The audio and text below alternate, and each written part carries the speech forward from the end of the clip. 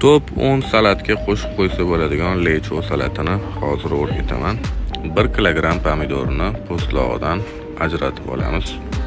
Mayda-mayda to'g'rab, qaynatishga qo'yib qo'yamiz.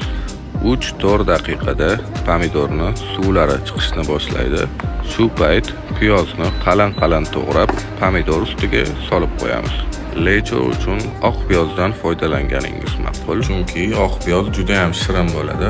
Piyoz ketidan agar achchiqni xush ko'rsangiz, dungan qalampirdan ham bir dona qo'shib olsangiz juda ham xushxo'r bo'ladi va chesnokni ham mayda-mayda to'g'rab, qaynayotgan pomidorimiz ustiga solamiz.